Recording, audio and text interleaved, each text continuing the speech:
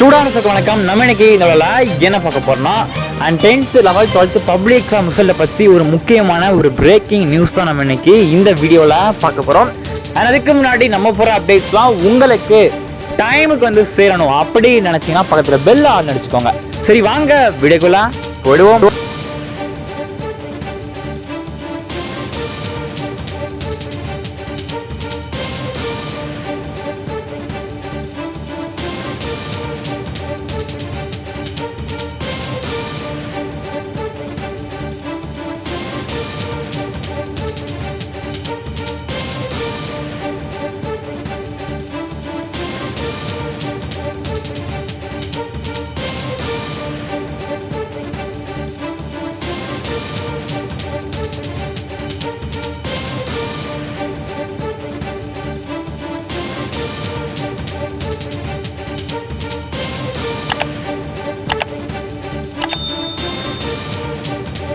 And நான் போன ஒரு வீடியோவில் சொல்லியிருந்தேன் இந்த டிஎன்இ கவுன்சிலிங் ஸ்டார்ட் பண்ண போகிறாங்க அப்படின்ட்டு.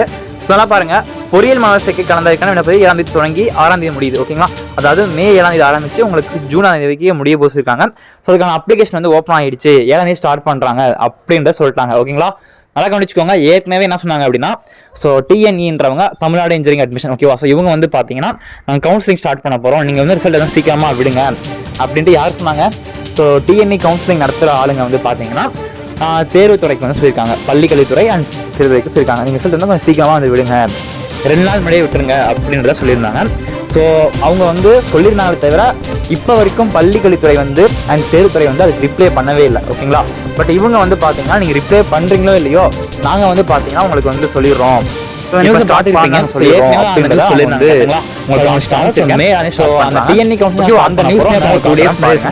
விட்டுருங்க அப்படின்னு சொல்லிட்டு இவங்க வந்து தேர்வுத்துறை அண்ட் பள்ளிக்கல்வித்துறைக்கு சொல்லியிருக்காங்க. பட் இப்போ வரைக்கும் இதுக்கு வந்து நோ ரிப்ளை. பட் இவங்க வந்து பார்த்தீங்கன்னா சொன்னதை செஞ்சுட்டாங்க. ஸோ 7ஆம் தேதி நாங்கள் ஸ்டார்ட் பண்ணுறோம், ஓகேங்களா, அப்ளை பண்ணுங்க அப்படின்னு சொல்லிட்டாங்க. இப்போ நம்ம செல்லக்குட்டிக்கு டவுட் வரும், ஏன்டா ரிசல்ட்டே வரல, நீங்கள் என்னடா அதை அப்ளை பண்ணிட்டீங்க ஆன் பண்ணிட்டீங்க அப்படின்னு சொல்கிறீங்க அப்படின்னு நமக்கு ஒரு கடுப்பு வரும். இப்போ கண்டிப்பாக தப்பான விஷயமே கிடையாது, கோவப்பட்ட தப்பே இல்லை.